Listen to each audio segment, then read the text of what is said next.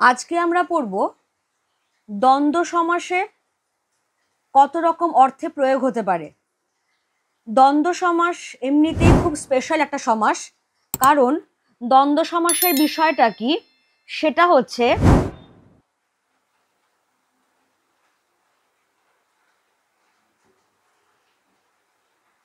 দ্বন্দ্ব সমাসে কি হয়।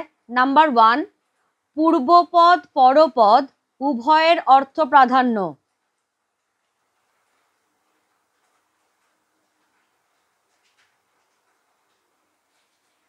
উভয়ের অর্থ প্রাধান্য হলো, এবার এই যে পূর্বপদ পরপদ এরা সংযোজক অব্যয়ের দ্বারা যুক্ত থাকবে।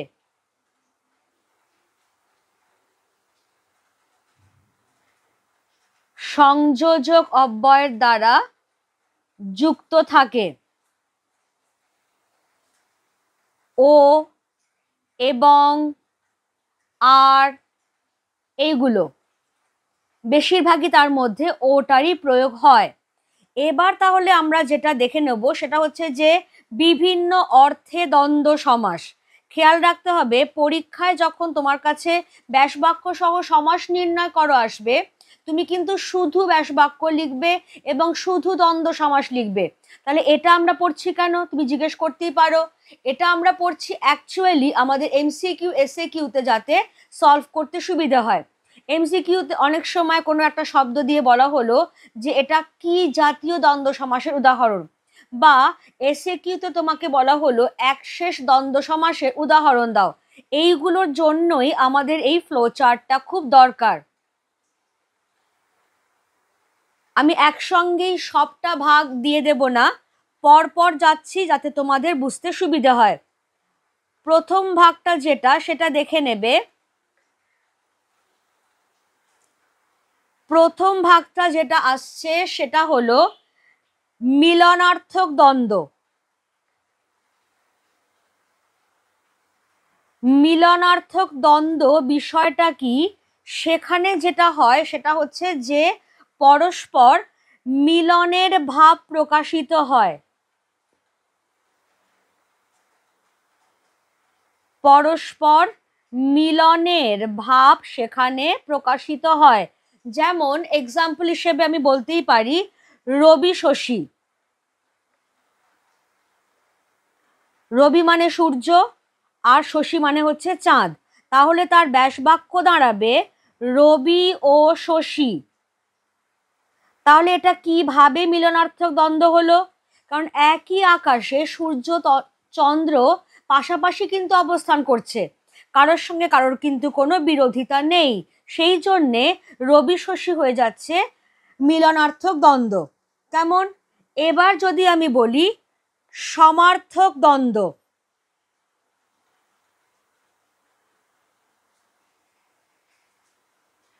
সমার্থক দ্বন্দ্ব কি রকম হবে, অর্থাৎ একই শব্দের সমার্থক শব্দ আমি নিয়ে আসব এখানে। তাহলে কি হচ্ছে, পূর্বপদ পরপদ পরস্পরের সমার্থক।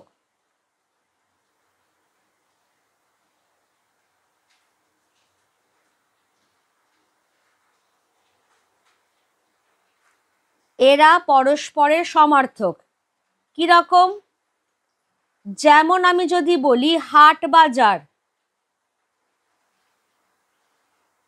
হাট কথাটার মানে যেখানে জিনিসপত্র কেনা বেচা হয়, আবার বাজার কথাটার মানেটাও তো তাই, যেখানে জিনিসপত্র কেনা বেচা হয়। তাহলে হাট আর বাজার পরস্পরের সমার্থক হয়ে গেল। ব্যাসবাক্য কিন্তু ওই সেম ওয়েতেই হবে, হাট ও বাজার।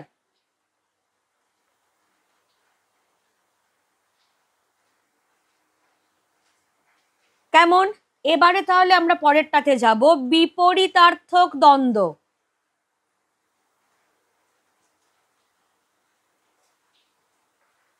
বুঝতেই পারছো, যেখানে পূর্বপদ পরপদ পরস্পরের বিপরীত।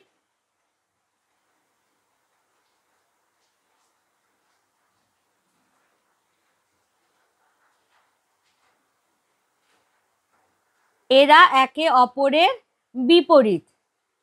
কিরকম? খুব সহজ এক্সাম্পল তোমাদের হাতের কাছেই রয়েছে, সুখ দুঃখ। তাহলে সুখের ঠিক অপোজিটটাই হচ্ছে দুঃখ। তাহলে এখানে এমন দুটো শব্দ নিয়ে পেয়ার করা হয়েছে যারা পরস্পরের বিপরীত। ব্যাস বাক্যতে কিন্তু কোনো তফাৎ ঘটছে না, সুখ ও দুঃখ। তাহলে দ্বন্দ্ব সমাসের যেটা টিপিক্যাল ব্যাস বাক্যের প্যাটার্ন, যে মাঝখানে একটা সংযোজক অব্যয় আছে, সেটা কিন্তু আমরা দেখলাম যে এই তিনটেতেই খাটছে। এবারে তাহলে চলে এসো, অলরেডি তিনটে আমাদের করানো হয়ে গেল। নেক্সট আসবে যেটা, সেটা হচ্ছে সমাহার দ্বন্দ্ব।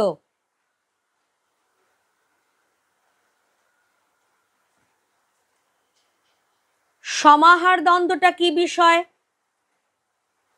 সমাহার দ্বন্দ্বটা আর কিছুই নয়, যেখানে দুটো বিষয় মানে পূর্বপদ পরপদ এরা দুটো বিষয়ের সমাহার বোঝাবে। সমাহার মানে একসঙ্গে করে রাখা, সমষ্টি, দুটি বিষয়ের সমাহার বোঝাবে। এক্সাম্পল দিলেই বিষয়টা পরিষ্কার হবে। যেমন আমি যদি লিখি ডাল ভাত, খেয়াল করো আমাকে কেউ হয়তো জিজ্ঞেস করলো যে দুপুরবেলা তুমি কি খেয়েছো, আমি বললাম দুপুরবেলা আমি ডাল ভাত খেয়েছি। তার মানে এমন তো নয় যে আমি ডালটা আলাদা খেয়েছি ভাতটা আলাদা খেয়েছি, তা নয়, আমি ডাল ভাত একসঙ্গে মিলিয়ে খেয়েছি, সমষ্টি করে খেয়েছি। তাহলে সেই জন্যই এটা হয়ে যাচ্ছে সমাহার দ্বন্দ্ব। ব্যাস বাক্য সিম্পল ডাল ও ভাত। এবারে নেক্সট যেটা আসবে বিকল্পার্থক দ্বন্দ্ব।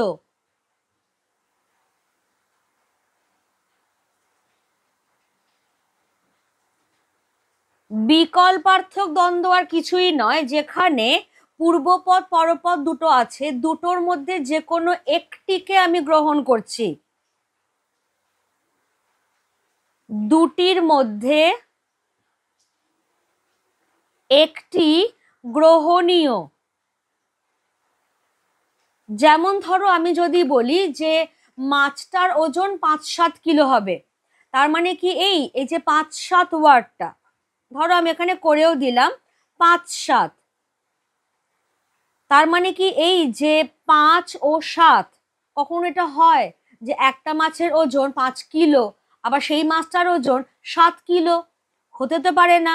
তাহলে 5 বা 7 যে কোনো একটা, তার মানে দুটোর মধ্যে আমি যে কোনো একটাকে বাছলাম। সেই জন্য এইটার ব্যাস বাক্য একটু অন্যরকম হবে, সেটা হচ্ছে 5 বা 7।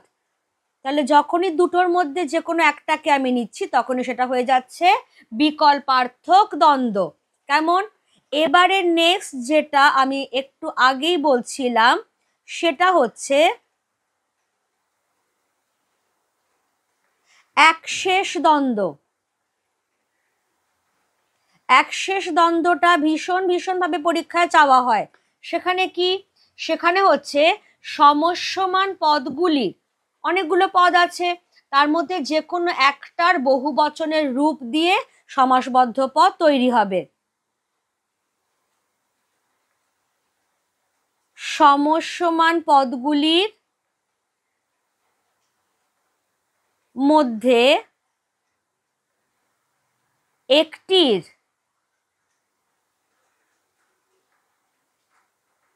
বহু বচন দিয়ে সমাসবদ্ধ পদ গঠিত হবে। কিরকম? এক্সাম্পল ধরো, খুব সিম্পল এক্সাম্পল নাও, আমরা। আমরা কথাটা ব্যাস বাক্য করলে কি দাঁড়ায়? আমি, তুমি, ও, সে। এবারে খেয়াল করো, আমি কথাটা সমস্যমান পদে থাকাই যে আমি কথাটা, সেটারই বহু বচন কিন্তু আমরা।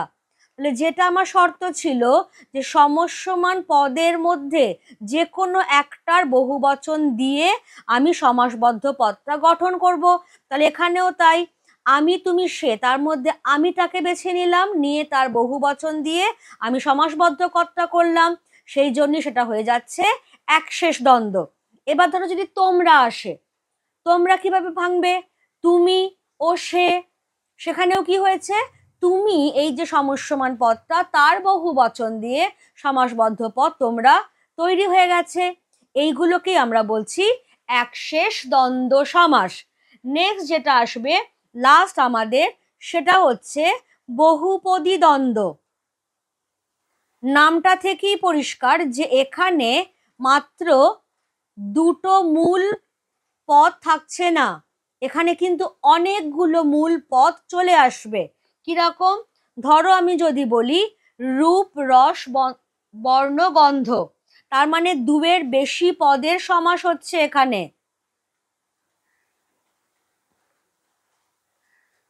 দুয়ের বেশি পদের সমাস।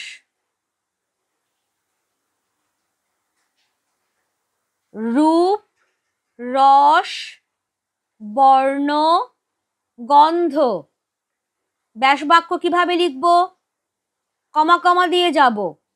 রূপ রস বর্ণ ও গন্ধ, একদম যে লাস্টের পদটা তার আগে শুধু আমি যোজক অব্যয়টাকে আনলাম। এইটা হচ্ছে বহুপদী দ্বন্দ্ব। কারণ ইউজুয়ালি দ্বন্দ্ব সমাসে আমরা সমস্যমান মূল পদ দুটো করে পাচ্ছি, কিন্তু এখানে আমরা সমস্যমান মূল পদ দুয়ের বেশি পাচ্ছি। সেই জন্যে এই যে দুয়ের বেশি, সেই জন্য এটাকে বলা হচ্ছে বহুপদী দ্বন্দ্ব। তাহলে এই আমাদের হয়ে গেল যেটা টোটাল দ্বন্দ্ব সমাস নানা অর্থে। কেমন কি কি আমরা পেলাম প্রথম থেকে একবার দেখে নেব। মিলনার্থক দ্বন্দ্ব, যেখানে পরস্পর মিলনের ভাব। সমার্থক দ্বন্দ্ব, যেখানে পূর্বপদ পরপদ একে অপরের সমার্থক।